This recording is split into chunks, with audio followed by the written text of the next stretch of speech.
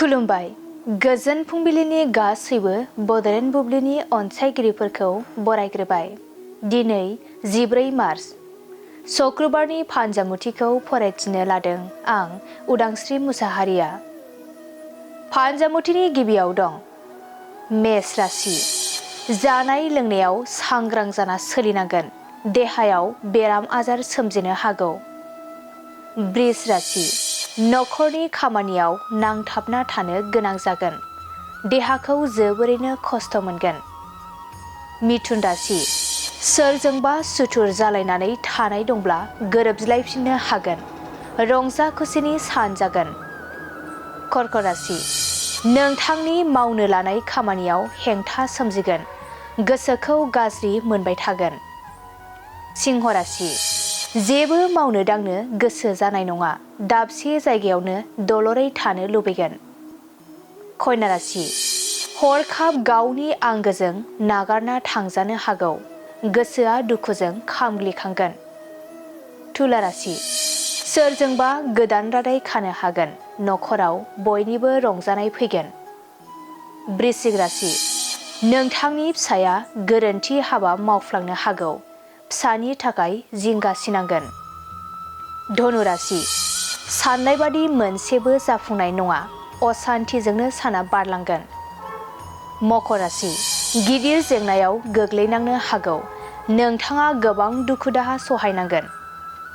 कुम्भ राशि। बेफार फालांगियाव मुलाम्फा गोनां सान जागोन।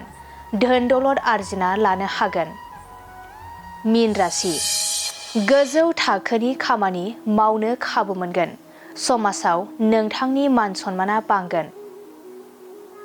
दिनै सानसेनि राशि फरायथिनायाबो एसेनोसै। आसा खालामो नोंथांनि दिनैनि साना मोजाङै मोजां थांगोन। बेखौ बड'लेण्ड बुब्लि नखरनिफ्राय मिजिंथिबाय। गोजोन्थों।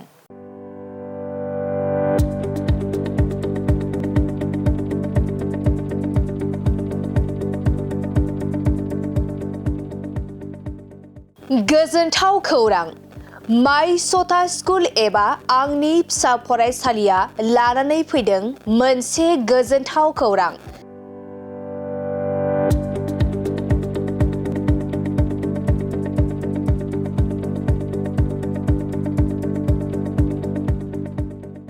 क'क्राझार सहरनि जेडि र'डजों थांग्रा वार्ड नं 4आव माय सथा स्कुल एबा आंनि फिसा फरायसालियाव डे केयार, नार्सारि, LKG, UKGनि थाखाय मुं थिसननाया सोलिगासिनो दं।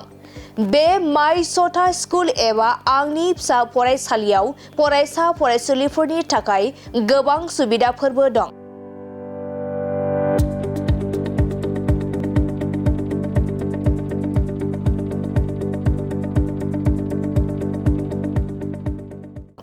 अब्ला नोंथाङा माखौथो नायबाय थाखो? नैबे माय सथा स्कुलाव नोंथाङा नोंथांनि उन्दै गथ'साफोरखौ मुं थिसननो थाखाय साखाफारा जादो।